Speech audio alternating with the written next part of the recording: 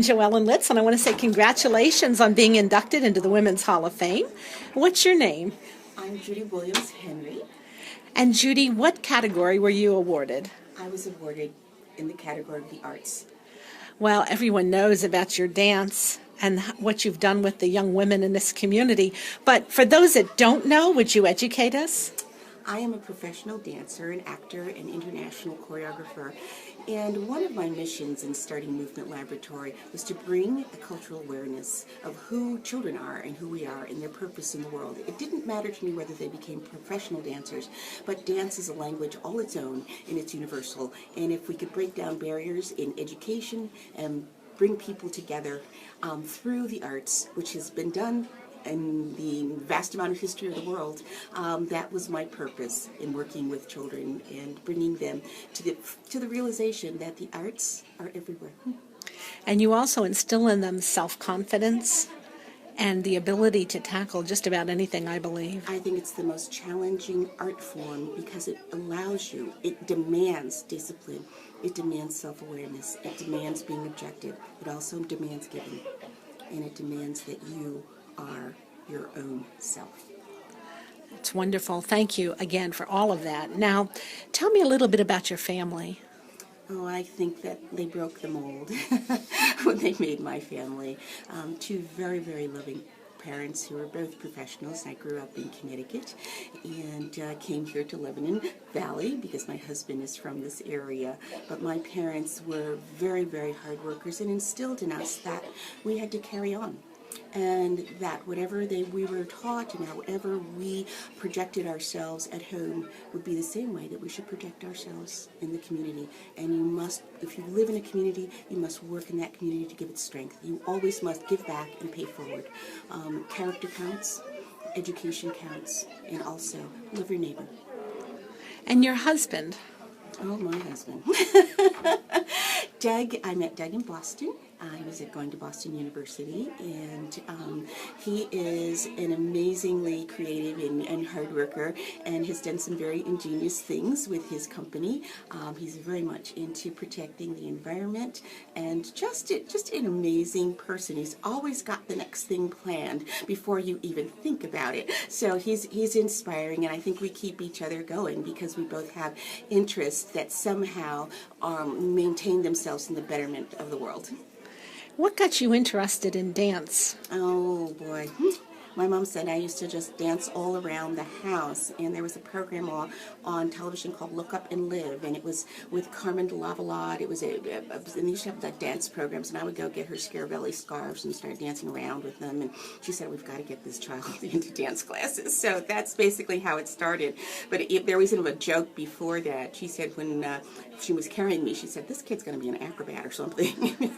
So, you were an active kicker, were you? A very active kicker, so that's what started it. My parents were always very involved with their children.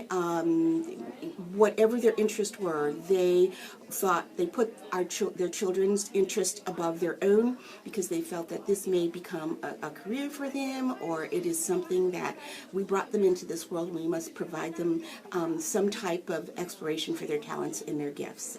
So I was brought up in a very wonderful and loving family, and parents allowed us to do what we did best, recognizing that each one of us is different, but a very articulate family because we always talked. We always talked and discussed books and things like that. So we're a bunch of talkers in my family. My dad is 88, and he is just an amazing man.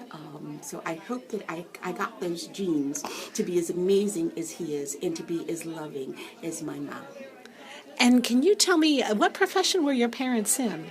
My mom was in science, and my dad worked for United Technologies. I was just curious because I raised a wonderful daughter.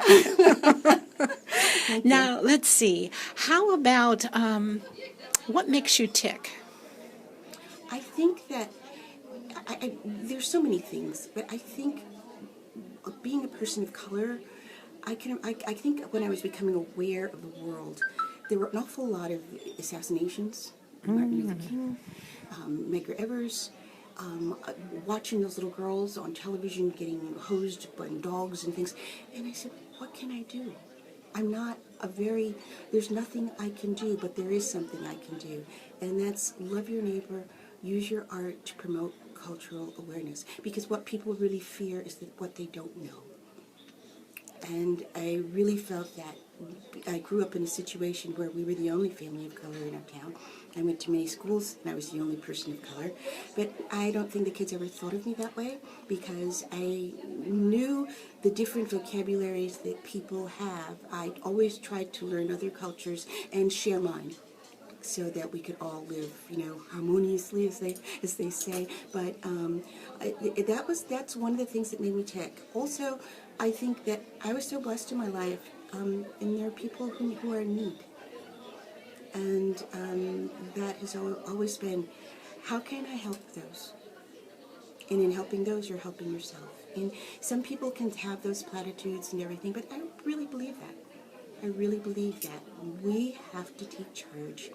You can't wait for a government, and you can't wait for you have to take charge as an individual. And if we're going to have a great society, we can't separate. We have to go to the bottom and bring those people up along with us because they're going to help. They are the basis. It's like a circle. I just see human beings as a circle which never ever ends. It can have many orbits, but it never ends. And if we don't allow everyone in the circle, it never really forms. So that's kind of what makes me tick. And You also are very realizing deep. that it's a big universe. And I live out in Schaeferstown, and I wanted to live out there because there's so much wildlife, and you just really realize how little we are. When I look up at the constellations at night, we're really insignificant. What would you say to the next generation? I would say to the next generation, do not give up. Hang your egos at the door.